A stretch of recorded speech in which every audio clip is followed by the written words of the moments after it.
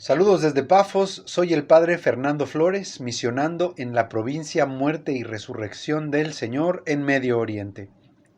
Lunes de la semana 18, en tiempo ordinario, tomamos del capítulo 14 del Evangelio de San Mateo.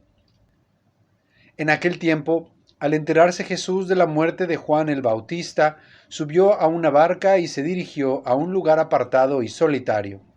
Al saberlo, la gente lo siguió por tierra desde los pueblos. Cuando Jesús desembarcó, vio aquella muchedumbre, se compadeció de ella y curó a los enfermos. Como ya se hacía tarde, se acercaron sus discípulos a decirle: «Estamos en despoblado y empieza a oscurecer. Despide a la gente para que vayan a los caseríos y compren algo de comer». Pero Jesús les replicó: «No hace falta que vayan, denles ustedes de comer». Ellos le contestaron: «No tenemos aquí más que 5 panes y 2 pescados». Él les dijo: «Tráiganmelos». Luego mandó que la gente se sentara sobre el pasto. Tomó los 5 panes y los 2 pescados, y mirando al cielo pronunció una bendición, partió los panes y se los dio a los discípulos para que los distribuyeran a la gente. Todos comieron hasta saciarse, y con los pedazos que habían sobrado, se llenaron 12 canastos. Los que comieron eran unos 5,000 hombres, sin contar a las mujeres y a los niños. La multiplicación de los panes y pescados es el único milagro narrado por los 4 evangelistas. Tanto Mateo como Marcos, Lucas y Juan decidieron escribir cómo nuestro Señor alimenta milagrosamente a más de 5,000 hombres. O sea que, ya de entrada, podemos estar seguros de que este es un milagro muy importante y entonces hay que poner mucha atención. Voy a desmenuzar unos detalles que fácilmente pueden pasar desapercibidos, pero son muy significativos, y espero que les ayuden en su próxima meditación de este pasaje. Primero, leemos que los discípulos dicen a nuestro Señor: «Estamos en despoblado». Aquí, la palabra griega usada en el original es érimos, o un lugar desierto. Este lenguaje nos recuerda los 40 años que los judíos pasaron en el desierto después de salir de Egipto, y no hace falta ser experto en Biblia para recordar que uno de los milagros que los judíos presenciaron en aquel desierto fue el del maná, ese misterioso pan que bajaba del cielo, con el que Dios alimentó a su pueblo. Nosotros, discípulos del siglo XXI, sabemos que Jesús es el pan de vida.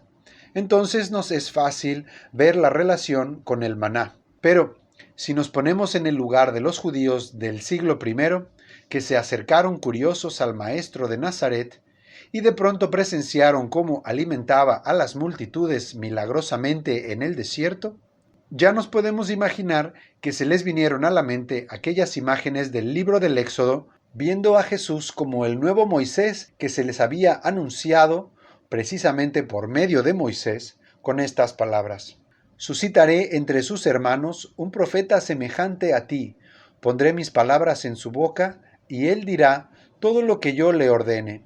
Al que no escuche mis palabras, las que este profeta pronuncie en mi nombre, yo mismo le pediré cuenta. Y si un profeta se atreve a pronunciar en mi nombre una palabra que yo no le he ordenado decir, o si habla en nombre de otros dioses, ese profeta morirá». Deuteronomio 18. 2. Muchos de ustedes habrán escuchado interpretaciones racionalistas de este pasaje donde se nos sugiere que el milagro fue simplemente el compartir. Pues cuando la gente vio la generosidad de Jesús, todos empezaron a compartir los panes que traían ellos mismos y por eso alcanzó para todos, y esa es la enseñanza de los teólogos modernistas. Lo que pasa es que esta gente, casi siempre discípulos de Hegel, un filósofo alemán, buscan explicar los milagros de Jesús de modo natural, que es otro modo de decir que no son milagros. Lo cual es más fácil, pues así nadie necesita fe para creer en Jesús. Y lo que es peor, el problema es que Jesús nunca hizo ningún milagro. Entonces, ¿cómo quieren estos señores que creamos en Él?, me pregunto yo. Ojo, Cuando escuchen cosas como que Cristo caminó sobre las aguas porque éstas estaban congeladas, o que no murió en la cruz, sino que quedó inconsciente y cosas del estilo, sepan que ese no es el evangelio que hemos recibido. Esos son solo errores modernistas. La interpretación de los padres es unánime y siempre han enseñado que el milagro fue la multiplicación de los panes y de los pescados. No importa cuánto o cómo los partamos. 5 panes y 2 pescados jamás van a alcanzar para alimentar a 500 hombres, sin contar mujeres y niños. Ni mucho menos las sobras podrán llenar 12 canastos. 3. Hablando de los 12 canastos. Este es otro símbolo que representa a las 12 tribus de Israel, lo cual apunta hacia la identidad mesiánica de Jesús. Y no solo eso, sino que, como ya sabemos, eran 12 sus apóstoles, los que dejaron sucesores y que, asistidos por los sacerdotes y diáconos, se encargaban de alimentar a las multitudes y lo siguieron haciendo a través de los siglos hasta ahora. No con panes y pescados, claro está, sino con la palabra de Dios y la sagrada Eucaristía. Por eso, cuando los discípulos dicen, despide a la gente para que vayan a los caseríos y compren algo de comer, nuestro Señor les dice, no hace falta que vayan, ustedes denles algo de comer. De hecho, la iglesia primitiva, a los milagros de Jesús les llamaba signos, pues apuntan a otra realidad más allá de ellos mismos, ya sea la divinidad de Jesucristo, o el cumplimiento de las profecías, o incluso los 7 sacramentos de la nueva y definitiva alianza en la Iglesia Católica, en este caso, el de la Eucaristía. 4. También escuchamos decir a los discípulos, ya empieza a oscurecer. Si ya en el libro del Éxodo el pan con el que los judíos eran alimentados en el desierto era milagroso, pues bajaba del cielo, ¿cómo ahora Jesús, para alimentar a su pueblo, no va a usar un pan superior? El Antiguo Testamento ya comenzaba a oscurecer, pues en el Nuevo Testamento el Dios encarnado alimentará a sus discípulos con su propia carne. Ya oscurecía la antigua alianza, mientras que nuestro Señor Jesucristo era ese sol que nace de lo alto, para dar a su pueblo el verdadero pan de vida, pan bajado del cielo, que es Él mismo, su carne. Por eso, en otro lugar dirá, les aseguro que si no comen la carne del Hijo del Hombre y no beben su sangre, no tendrán vida en ustedes.